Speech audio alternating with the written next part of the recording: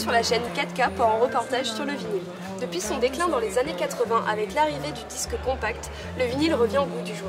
Lors de la décennie 2010, ce dernier voit sa popularité remonter avec la réédition d'une partie des catalogues des majors au format vinyle et de groupes reconnus comme les Arctic Monkeys qui privilégient ce support pour leur sortie.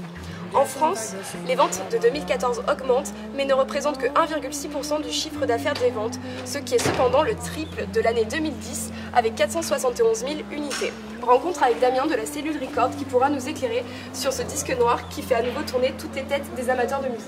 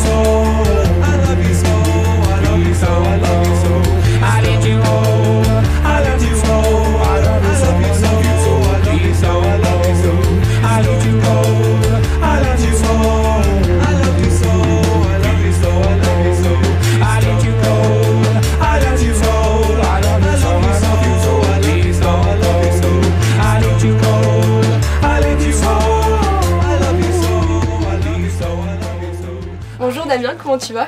Bien et toi Sarah? Ça va, merci. Donc j'ai une petite question, comment et quand est né ton intérêt pour les vinyles? Alors c'est né il y a déjà un bon bout de temps, je dirais bien il y a une quinzaine d'années. C'est à la base en fait tout simplement j'ai commencé à écouter plusieurs styles de musique et notamment de la techno. Et là je me suis aperçu que la plupart des maxi qui étaient vraiment intéressants en techno sortaient en vinyle. Et en fait tout est parti de là. D'accord. Et du coup c'était quand? Quelle période? C'était à peu près en 96. Ah, donc t'as peut-être connu le déclin dans les années 90.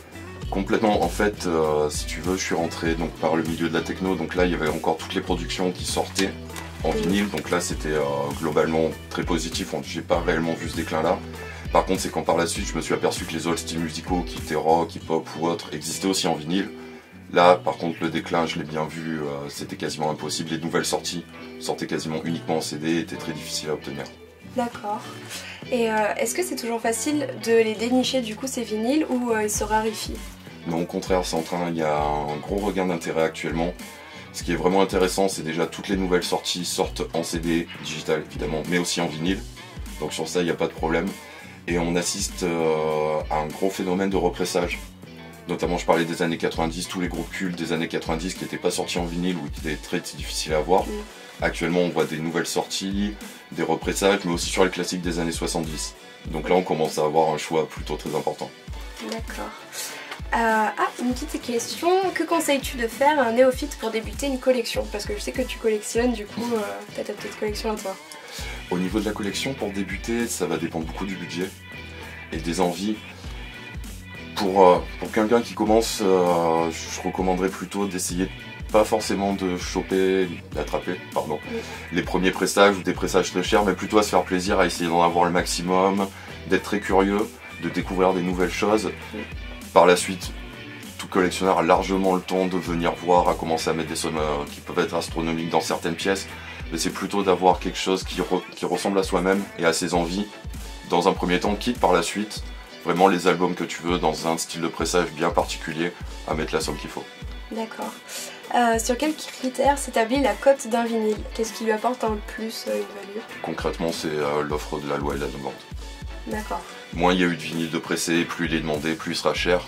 A contrario, si tu regardes les vinyles des années, beaucoup de vinyles qui sont parus dans les années 80, de stars, on va dire, qui en a eu énormément, ils sont peu recherchés, donc très accessibles au niveau des prix.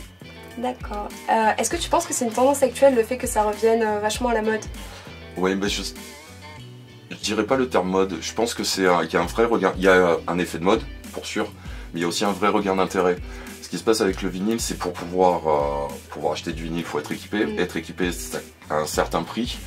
Donc je pense que ça pose déjà une notion de blocage par rapport à la mode. Puisqu'il faut que tu t'équipes, il faut que tu achètes les disques derrière. Et c'est quelque chose que tu fais pas forcément sur un coup de tête. Mm. Mais ouais, il y a un gros regain d'intérêt actuellement, on va toucher du bois que ça continue le plus possible. Ouais, j'espère pour toi aussi.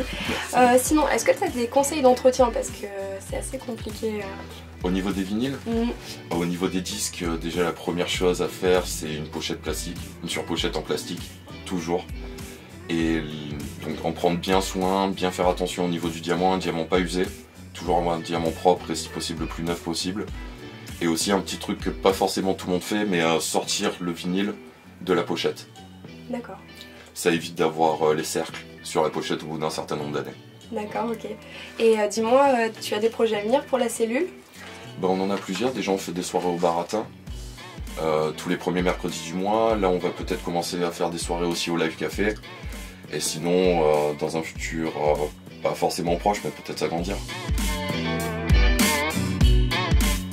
Je te remercie Damien pour le temps accordé. Vous pourrez retrouver toute l'actualité sur le Facebook de La Cellule Records. Sinon quoi, il n'y a rien de mieux que de venir dans le magasin pour dénicher la perle rare. A très vite sur 4K. Ain't shady, baby, I'm hot like the prodigal son.